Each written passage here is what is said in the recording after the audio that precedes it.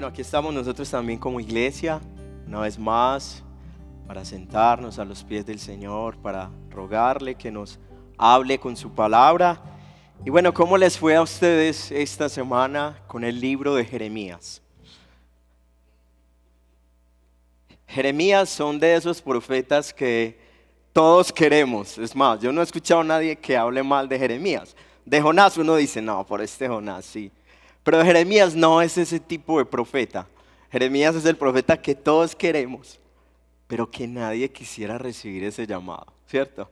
Entonces hoy, mis queridos hermanos, vamos a estar meditando en el libro de Jeremías y la exposición que quisiera compartirles hoy, nuestro tema de hoy va a ser la restauración.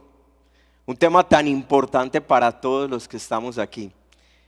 Si tú estás acá sentado y si el Señor te ha llamado a salvación, yo creo que tú ya has pasado por lo menos por algún proceso de restauración, ¿cierto? Y si no, te lo garantizo que vas a pasar. Eso es muy común, la realidad de que por la maldad y por nuestro pecado, nosotros seremos enfrentados al tema de la restauración. Pero hoy yo quisiera que la palabra del Señor anime, consuele y exhorte tu corazón al ver cómo es que Dios nos restaura. ¿Cómo hace el Señor para restaurar vidas quebradas, rebeldes como la tuya y como la mía? Entonces les invito para que abran la palabra del Señor en el libro de Jeremías. Ese es el texto que nos va a estar acompañando hoy. Jeremías capítulo 33. Y vamos a estar leyendo de los versos del 1 al 18. Jeremías 33, versos 1 al 18.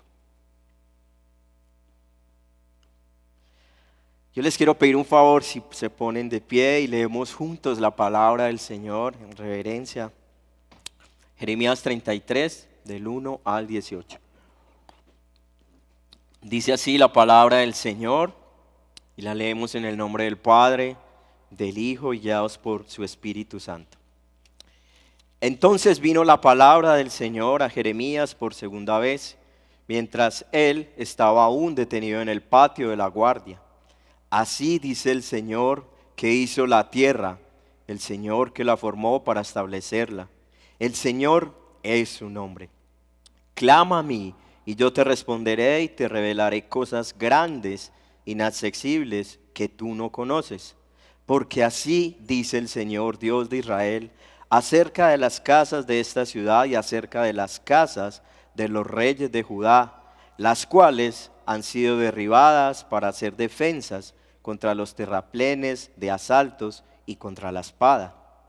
Mientras ellos vienen a pelear contra los caldeos y a llenar sus casas con los cadáveres de los hombres que herí en mi ira y en mi furor, pues yo había escondido mi rostro de esta ciudad a causa de toda la maldad. Pero ciertamente yo le traeré salud y sanidad, los sanaré y les revelaré abundancia de paz y de verdad. Restauraré el bienestar de Judá y el bienestar de Israel, y lo reedificaré como eran al principio.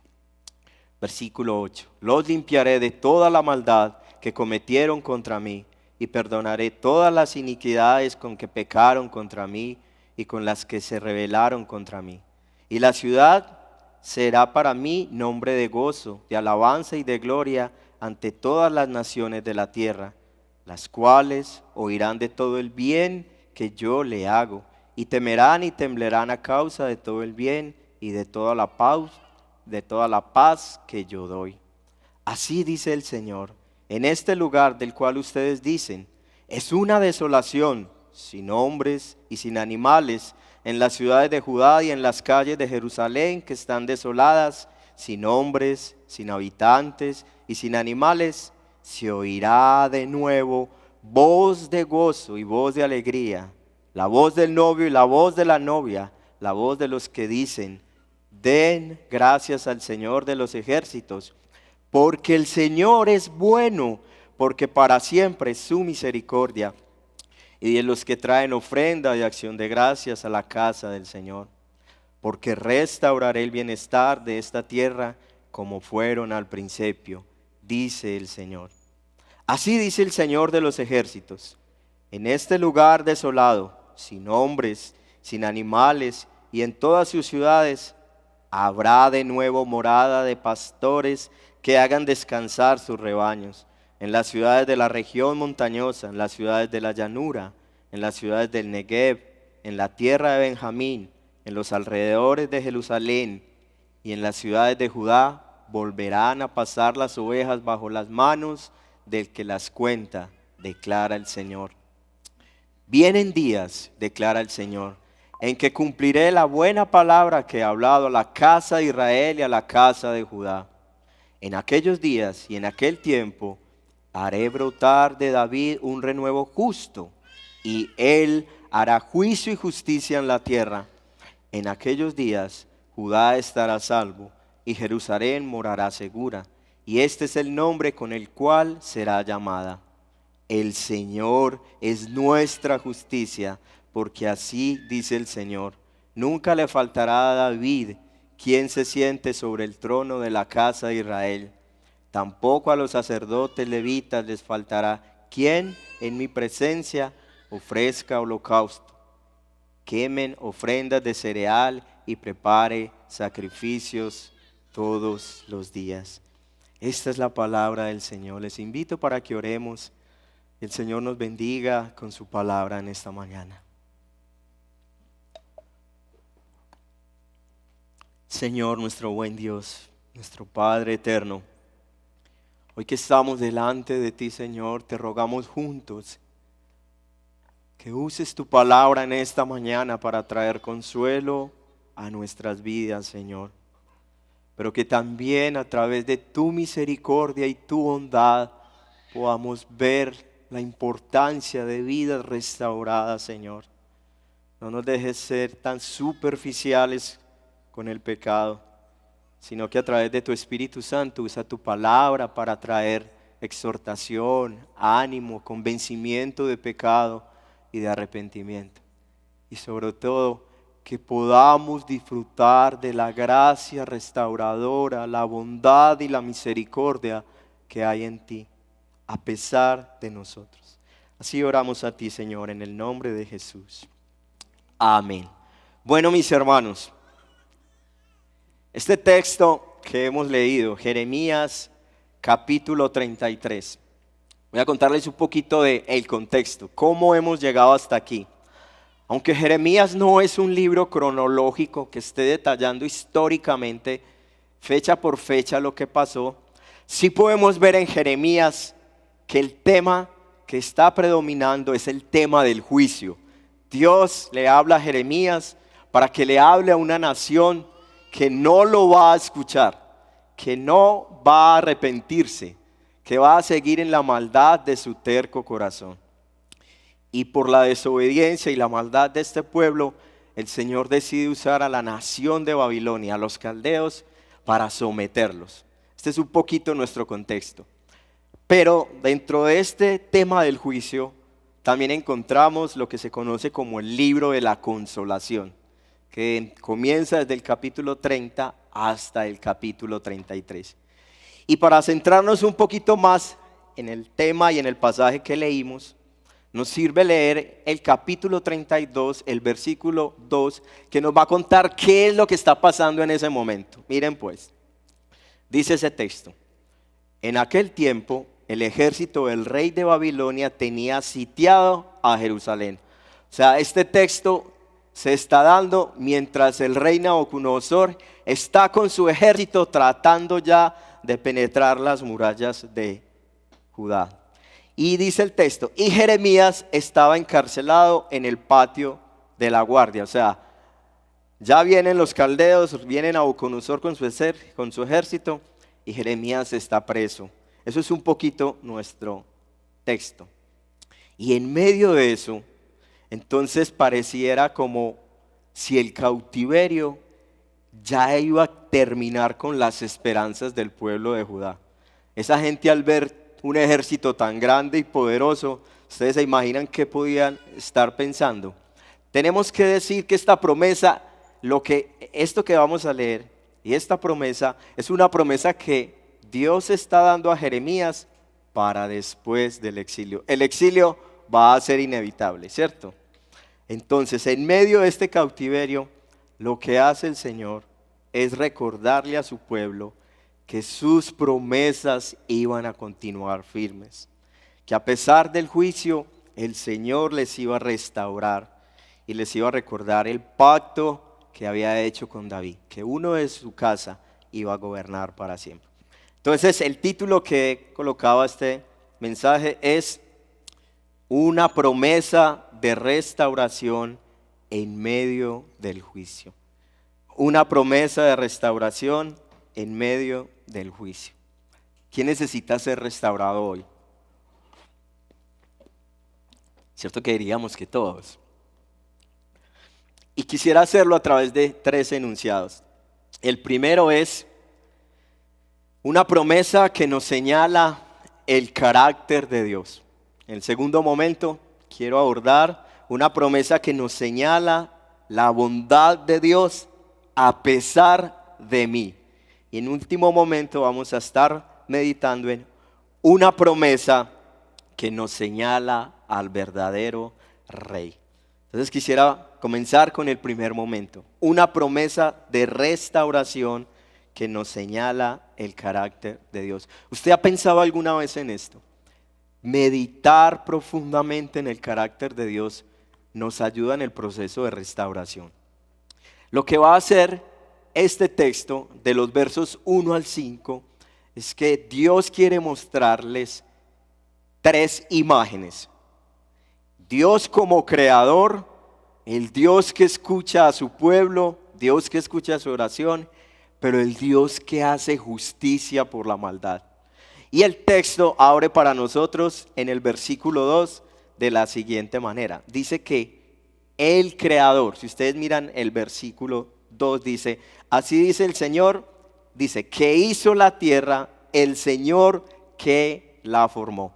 Lo primero que está mostrando este texto, que Dios quería que Jeremías recordara y entendiera para que lo volviera a decir a su pueblo, es que recordara que Él es el creador.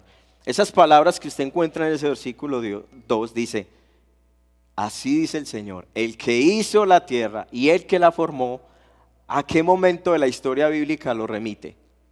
A Génesis, recuerda Génesis en la creación, ¿cierto? Y fuera de eso, el versículo 2 termina diciendo, así dice el Señor, o sea, esta es la firma. Miren, ustedes tienen que recordar que yo soy el Señor, que yo soy el creador. Y este es el principio para nosotros. Dios quiere restaurar a su pueblo recordándonos quién es Él. Entonces nosotros podemos decir lo siguiente.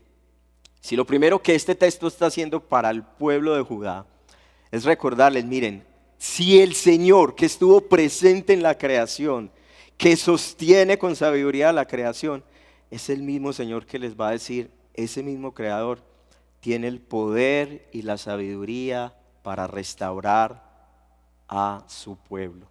El mismo creador que vemos en Génesis con todo su poder es el mismo creador que tiene el poder para restaurar vidas quebradas como la suya y la mía. Entonces podemos decir que Dios que sustenta con poder y sabiduría la creación, también tiene poder para restaurar nuestra vida. Y vean mis hermanos, eso debe traer mucho consuelo y mucha esperanza en nuestra vida. Y se imaginan el consuelo de Jeremías escuchar esto.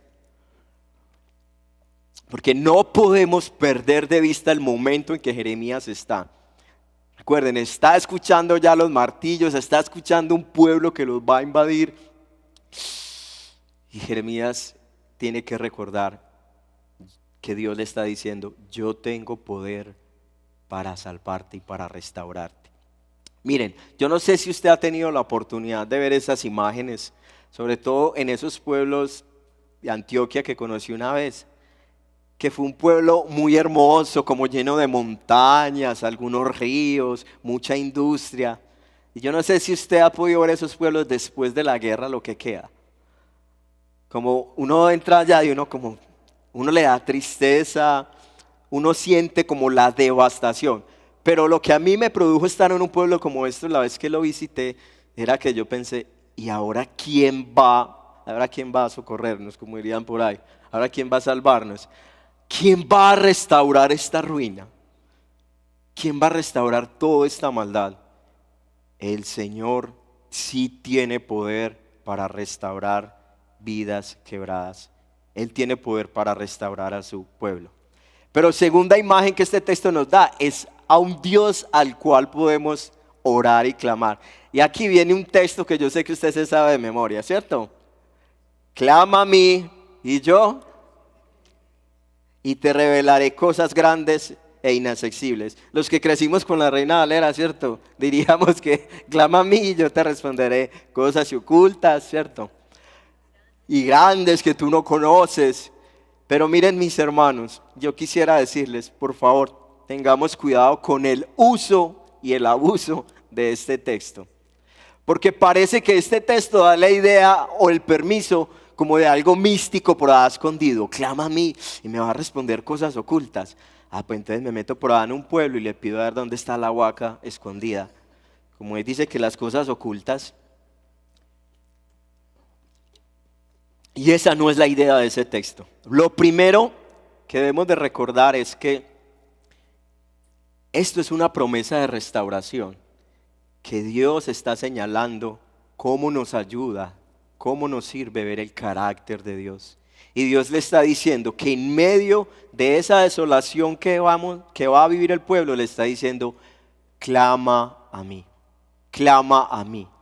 Y si no ignoramos el contexto, como se debe hacer con todo texto, pues lo que Dios le está diciendo, clama a mí que yo te voy a revelar cosas grandes e inaccesibles que tú no conoces. Lo que no conocía Jeremías para este texto era que Dios iba a restaurar a Israel y a Judá, que Dios iba a regresar a su pueblo después del exilio. Eso eran, ahorita lo vamos a mirar, la restauración. Clama a mí, yo te enseñaré cómo yo tengo el poder para restaurar este pueblo. Las cosas grandes y ocultas que Jeremías no conocía era el poder de Dios para restaurar una nación que no veía como mucha opción y sin mucha esperanza. Entonces, ya vimos una promesa de restauración que nos señala el carácter de Dios, nos ayuda a pensar en el Dios como creador y su poder, nos ayuda a pensar en que ustedes han meditado alguna vez cómo la oración nos ayuda como un medio para ser restaurados.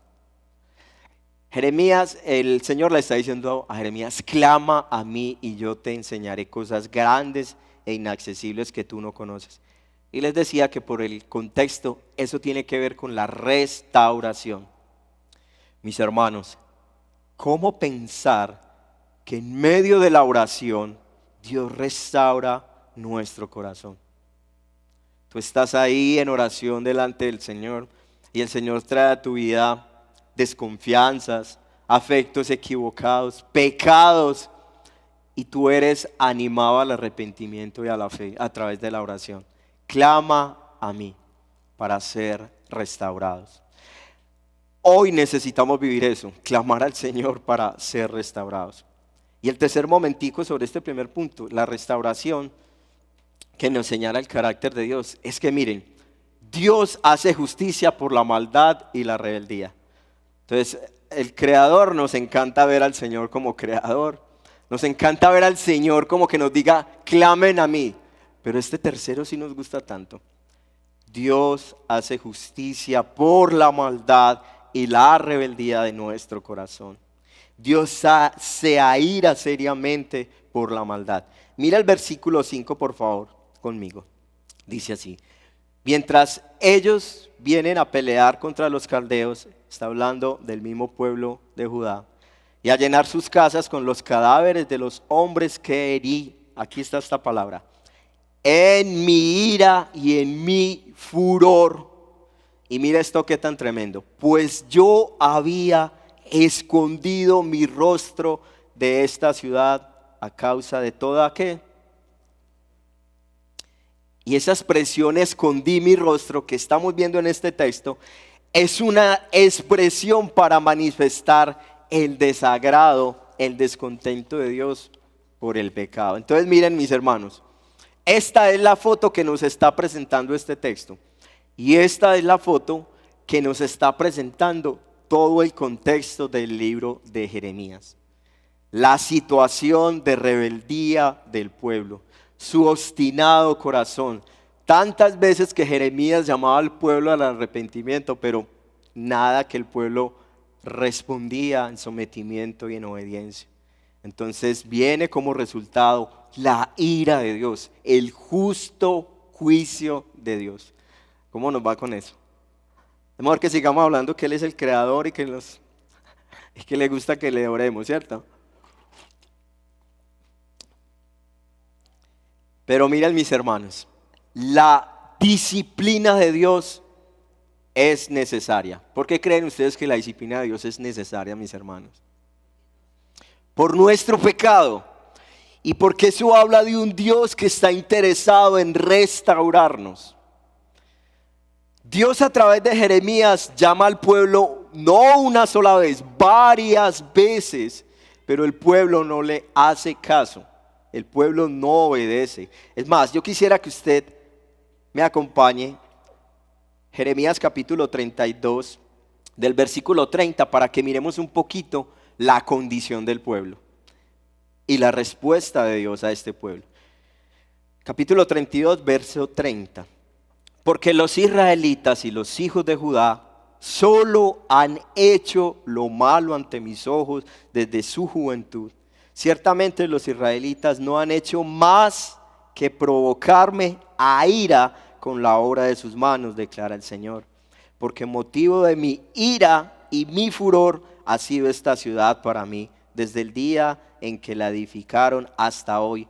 De modo que serán quitadas de mi presencia por todo el mal que los israelitas y los hijos de Judá hicieron para provocarme a ira.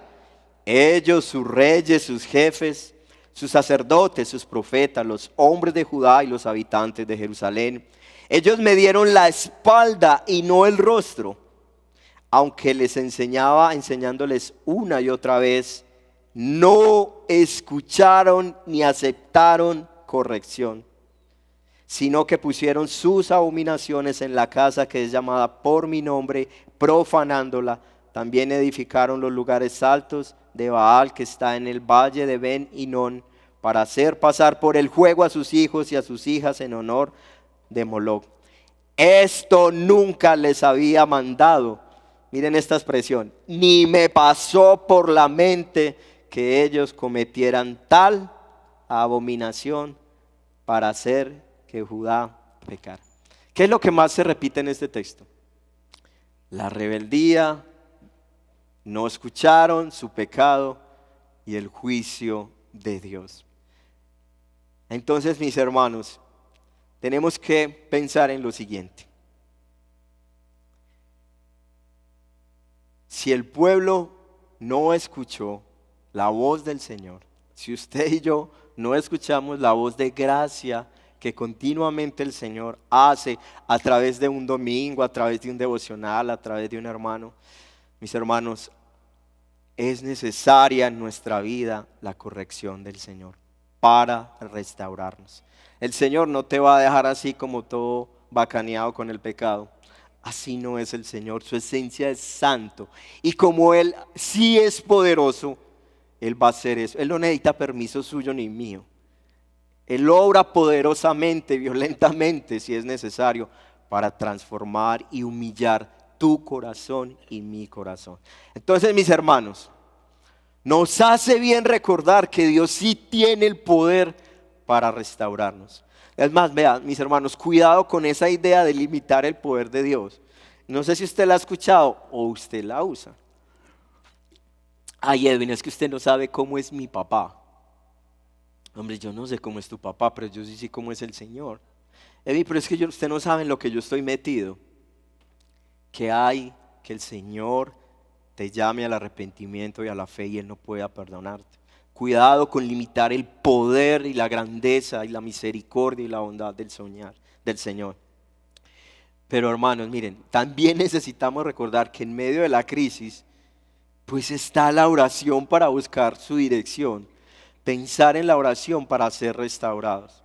Y mis hermanos, miren, nos hace bien recordar cómo el pecado que está tan metido en nuestra vida, como resultado de lo que pasó en la caída en Génesis, y que usted y yo somos permeados por esa misma realidad.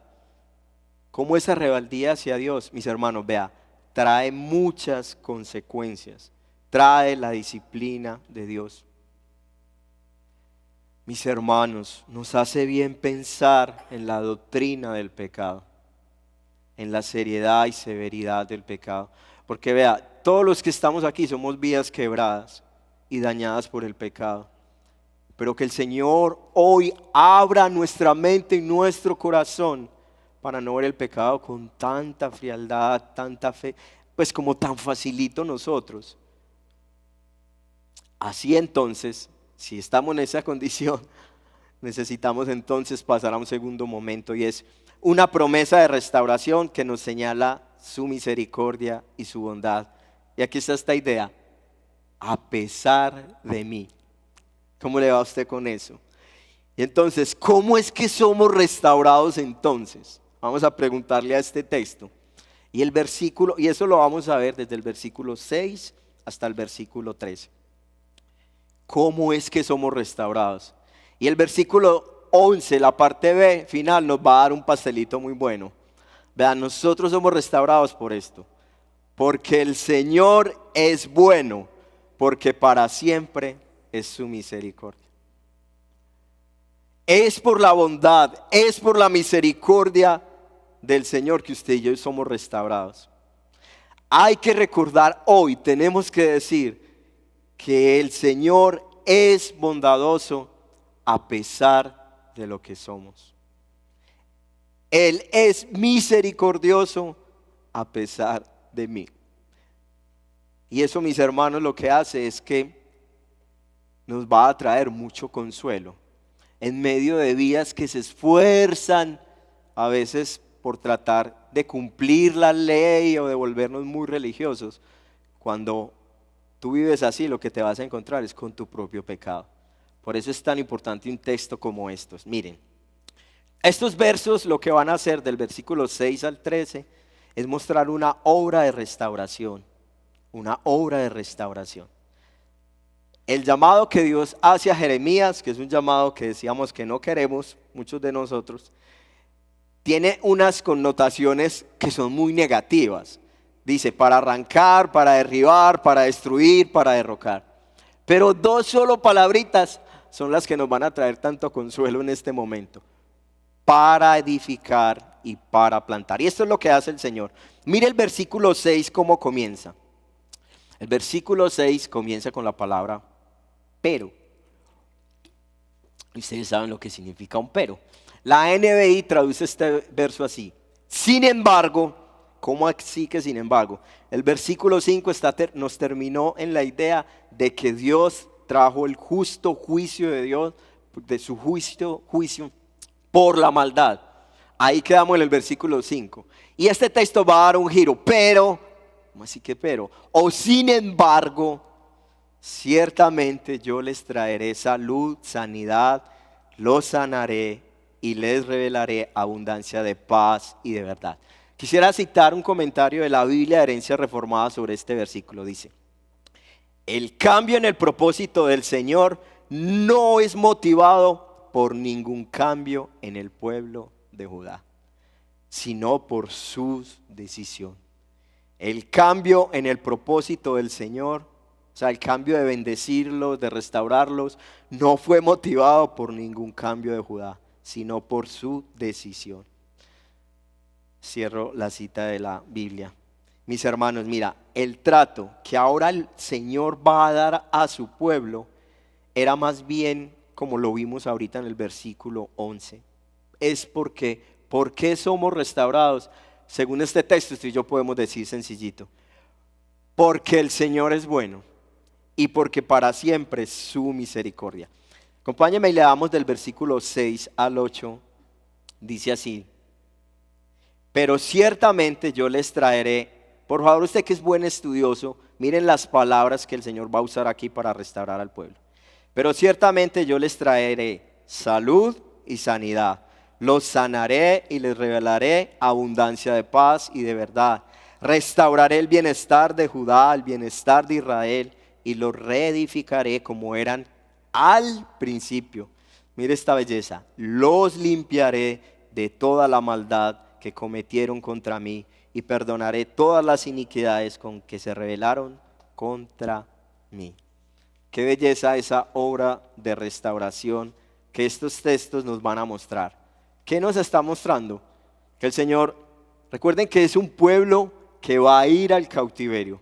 Recuerden que es un pueblo que va a vivir la dureza de un imperio babilónico que los va a azotar hasta lo más no poder. Y el Señor les está diciendo: pero miren, yo les voy a traer salud y sanidad. Ahorita vamos a hablar un poquito de ese tema de la sanidad. Yo les voy a traer paz. Otra versión dice: les voy a traer seguridad. Ustedes se imaginan el miedo del pueblo de Judá al ver todo ese ejército afuera. Y el Señor les está diciendo: les voy a traer salud, sanidad, les voy a traer paz o seguridad. Y mire estas: voy a restaurar el bienestar tanto de Judá como el de Israel. Voy a reconstruir nuevamente. Y mira el versículo 8: voy a limpiarlos de toda su iniquidad. Voy a perdonar sus pecados. La sanidad en este texto, en el versículo 6, aunque tiene un sentido integral, algunos estudiosos creen que esa sanidad está haciendo más referencia al tema de una sanidad espiritual. Y esto lo podemos decir por el contexto, ¿sí? Porque inmediatamente que termina de hablar que les va a traer salud y sanidad, dice que los va a perdonar y a limpiar de toda su maldad.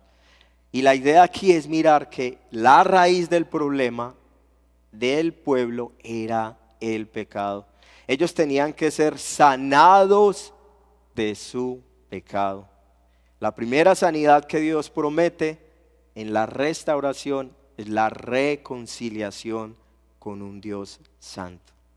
Esa es la primera sanidad. Y mis hermanos, mire, un texto como esto nosotros no lo podemos pasar por alto. Hay que sacarle el ratico para mirarlo. Mira conmigo el versículo 8. Los limpiaré de toda la maldad. Y mira, cada vez que utiliza estas palabras está acompañado de ¿qué? Los limpiaré de toda la maldad que cometieron contra mí. Y perdonaré todas las iniquidades que cometieron, que pecaron contra mí, y con las que se rebelaron contra mí. Mis hermanos, este texto es una declaración del perdón, de la limpieza que el Señor iba a hacer con su pueblo. Y esas tres palabras hebreas que aparecen ahí son maldad, iniquidad y rebelión o transgresión. Están acompañadas con la idea contra mí, que hicieron contra mí. Ustedes recuerdan el Salmo 51. Las palabras de David: mi pecado está delante de ti, contra ti he pecado y he hecho lo malo delante de ti. Y estas palabras lo que quieren hacer es un recurso literario para resaltar la gravedad de la ofensa, pero asimismo para mostrar la grandeza y el asombro del perdón que el Señor iba a hacer. Mis hermanos, si tú estás en Cristo, el Señor promete limpiarte en Cristo de tu maldad, de tu iniquidad y de tu rebelión. Eso es una cosa muy consoladora, ¿no? Vidas tan frágiles y tan reales frente al pecado como la suya y la mía. Por eso nosotros necesitamos ver este texto a la luz de Jeremías 31, del 31 al 34. ¿Recuerdan el nuevo pacto? Sí, yo los invito. Jeremías 31, 31 al 34. Si quieren escuchen, yo leo para ustedes. Vienen días, declara el Señor, en que haré con la casa de Israel y con la casa de Judá un nuevo pacto. No como el pacto que hice con sus padres el día que los tomé de la mano para sacarles de la tierra de Egipto. aquí va esta belleza. Mi pacto que ellos rompieron, aunque fui un esposo para ellos, declara el Señor. Porque este es el pacto que haré con la casa de Israel después de aquellos días, declara el Señor. Pondré mi ley dentro de ellos y sobre sus corazones la escribiré. Entonces yo seré su Dios y ellos serán mi pueblo. El Señor será el Dios de un pueblo rebelde que con su maldad y su iniquidad, conforme a lo leímos anteriormente, el Señor dice que les dará un nuevo corazón. Eso es demasiado hermoso. Hay mucha gracia ahí, mis hermanos. Mis hermanos, según este texto bíblico, entonces, usted y yo podemos decir que la restauración y el perdón de Dios están basados solo en la gracia de Dios. No hay nada que usted y yo nos podamos sentir orgullosos ahí. No hay ningún mérito que usted y yo tengamos ahí. Porque según este pasaje, la restauración y el perdón de nuestros pecados solo, absolutamente solo están basados en la gracia de Dios. Eso es una gracia inmerecida. Usted lucha con la gracia inmerecida del Señor, ¿sí? Veamos esta promesa de sanidad, de prosperidad y de seguridad, de reconstrucción que Dios promete al pueblo solo a través de la gracia y la bondad del Señor. Y es más, la lista sigue. Si usted mira el versículo 9 al 13, sigue esa promesa de restauración. Versículo 9 se presenta como un testimonio para las naciones, testimonio de cómo el Señor usa esa restauración para darse a conocer a otros pueblos. Pero el versículo 10 y 11 va a hacer algo para nosotros hoy, y es un contraste. Nos va a presentar un contraste entre la tragedia, mire el versículo 10, que expresa una tragedia, una destrucción por el exilio. No saquemos este texto de esto. Es un pueblo que va a enfrentarse al exilio. Y el versículo 10 habla de una población humana. ¿Y ustedes cómo les parece un pueblo sin esto? Sin gente y sin animales. Eso es una desolación completa. Eso sería muy triste.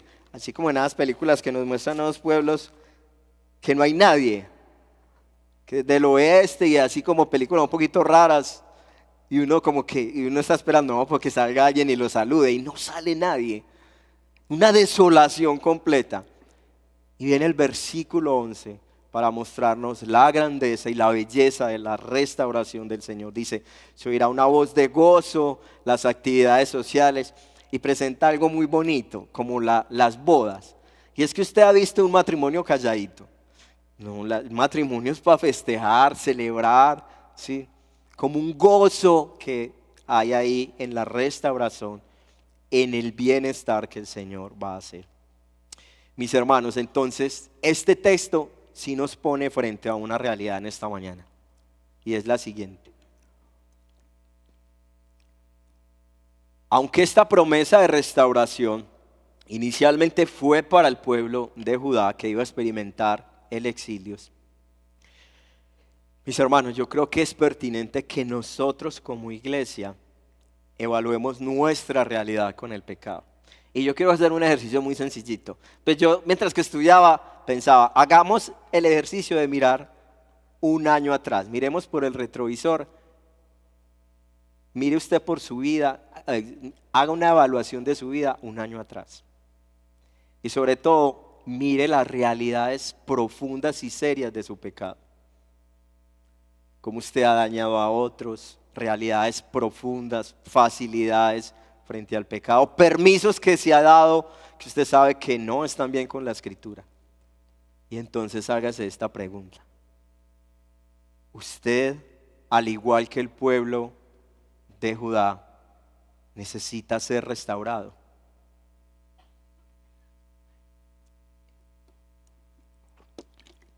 Si usted es honesto y le baja un poquito a la religiosidad, usted diría, Edwin, yo creo que no solo yo, todos los que estamos aquí necesitamos ser restaurados por nuestra maldad. Y lo tiré a un año, pero vea, haga el ejercicio un mesecito antes y verá que ahí va, ¿cierto? Es más, de pronto hasta ayer mismo. Como iglesia nosotros necesitamos ser restaurados. Y para eso tenemos que volver a lo que esta predicación trata de hacer el Señor con nosotros. Que Él tiene poder para restaurarnos. Que a pesar de nuestra maldad podemos acercarnos a Él en oración. Y que a través de esa oración y a través de la vida de comunidad, Él nos haga más conscientes de la realidad y el daño del pecado. Mis hermanos, yo les voy a contar la historia de un cajoncito. Miren lo que me pasó. Yo no soy bueno para arreglar cosas, no, yo soy muy malo en la casa para arreglar cosas. Y se dañó un cajón de madera donde nosotros está en la cocina y ahí metemos los utensilios, cucharas y ese cajoncito se dañó. Entonces se despegó y entonces yo dije, yo soy capaz de restaurar este cajoncito. Entonces yo cogí el cajoncito y yo vi que los dos huequitos que se habían dañado estaban allá intactos. Y en un lado tenía como un tornillito de ensamble y en el otro tenía un chazo de madera. Yo dije, no, pues esto es muy fácil. Entonces yo cogí el cajoncito y le di un golpecito. No, golpecito no, le di un golpe. Al lado y lado lo entré. Yo no, pues esto está facilito, hombre. Y lo entré a fuerza. Y mi bella esposa, mi querida esposa me dijo, amor, ¿restauraste el cajoncito? Y yo, claro que sí. Y le echaste colbón de madera. Y yo, colbón de madera. Bueno, esperemos a ver. ¿Y cómo les parece que este cajoncito, por hacerme quedar mal con mi esposa, volvió y se dañó? Y entonces en esas reflexiones tan profundas que hacemos los hombres, que nos quedamos todo el día ahí pensando en lo mismo, yo llegué a la conclusión, sí necesité echarle colbón de madera. Este cajoncito quedó mal restaurado. Y el problema es que lo restauró mi esposa. Mis hermanos, miren esta es la historia del cajoncito. Yo traté de restaurar el cajoncito de una forma que no era correcta. Tú puedes buscar formas ilegítimas bíblicamente para buscar ser restaurado. Cuidado con buscar ser restaurado a través de tus buenos propósitos y esas buenas promesas. Cuando estás en un momento profundo y serio de pecado, cuidado de acudir al legalismo. No, la próxima vez que me pase yo sí soy capaz. O al positivismo. No, es que yo soy un hijo del rey y voy a vencer el pecado. Cuidado con buscar formas ilegítimas para ser restaurados. Porque nosotros solo somos restaurados a través de Dios y la gracia que tenemos en su Hijo Jesús. No busques formas ilegítimas de ser restaurado. No acudas al legalismo. No acudas al positivismo. No, tú eres un pecador. Tú y yo somos unos pecadores. Y lo acabamos de leer. Solo somos restaurados por el poder que tenemos y la gracia que tenemos en Cristo. Así entonces, con esta historia yo quisiera decirles lo siguiente. Todos los que estamos aquí escuchando esta predicación, tenemos de frente la realidad que en algún espacio, en algún momento de nuestra vida cristiana, necesitamos ser restaurados. Y eso es una obra grandiosa y de gracia que el Espíritu Santo hace en nosotros. Pero esta es la cosa, miren. ¿Cómo te guía el Señor a través de su Espíritu Santo? Es a lo que realmente sí es una vida restaurada, al arrepentimiento y a la fe. Al mirar la santidad y la grandeza de Dios y al mirar tu pecado, hermano, mire, corre a Cristo para ser restaurados. Y aquí le voy a dar una ñapita a los hermanos de consejería, y ojalá no se dispare mucho el trabajo para ellos. Miren, es esto. Hay procesos de restauración en tu vida que tú solo no eres capaz. Gracias al Señor por los dones y este precioso ministerio que acompaña a hermanos con vidas enredadas y quebradas. Y gracias al Señor por eso. Pero aquí va lo siguiente. Muchos procesos de restauración tienen que ver con un discipulado serio y profundo. la forma como tú ves a Dios y la forma como tú te ves. Y eso evitaría muchos procesos de restauración. O sea, si tienes que acudir al ministerio de consejería, hermano, ahí están los hermanos tan queridos. Pero hermanos, de verdad que en algunos procesos que el Señor me ha permitido acompañar, yo veo que es un buen conocimiento de la doctrina del pecado, de la seriedad y la grandeza y la belleza de Cristo, restaurando. Entonces, como no queremos ser como la historia del cajoncito, entonces pasemos a nuestro último momento, y es una promesa de restauración que nos señala al verdadero Rey. Y este es el principio. Dios nos restaura solo a través de Cristo. Solo somos restaurados a través de Cristo. Y esto está en el versículo 14 al 18. Dice así: vienen días, declara el Señor, en que cumpliré la buena palabra que he hablado a la casa de Israel y a la casa de Judá. En aquellos días y en aquel tiempo haré brotar de David, miren estas palabras, un renuevo justo, y él hará juicio y justicia en la tierra. En aquellos días Judá estará a salvo y Jerusalén morará segura. Y este es el nombre con el cual será llamada: el Señor es nuestra justicia, porque así dice el Señor: nunca le faltará a David quien se siente sobre el trono de la casa de Israel. Dejémoslo hasta ahí, mis hermanos. Miren, esta es la corona.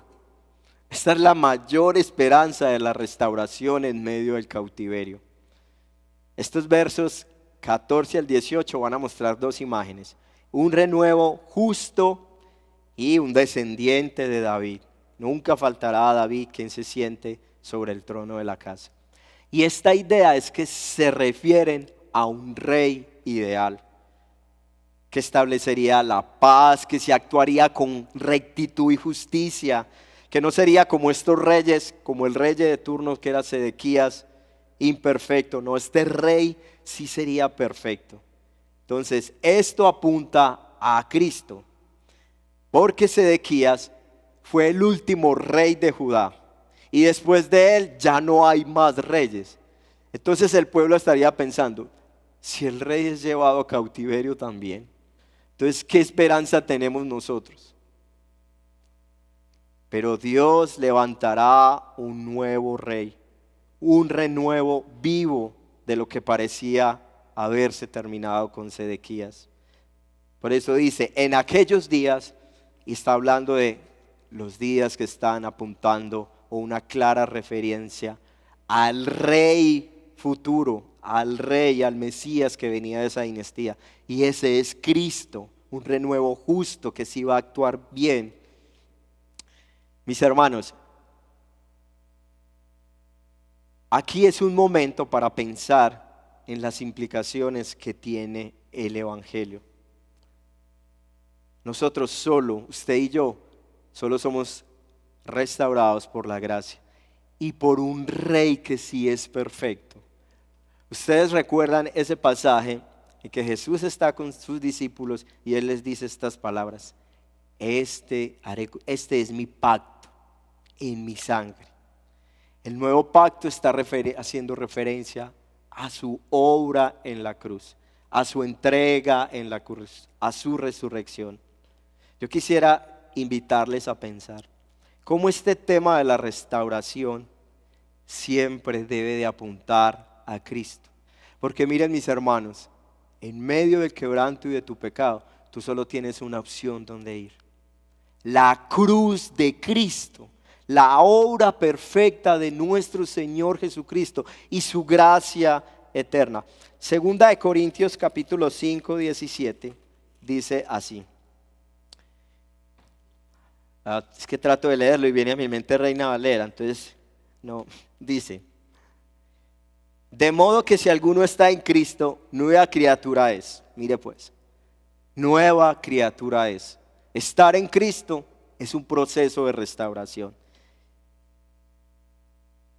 Las cosas viejas pasaron, sigue el proceso de restauración.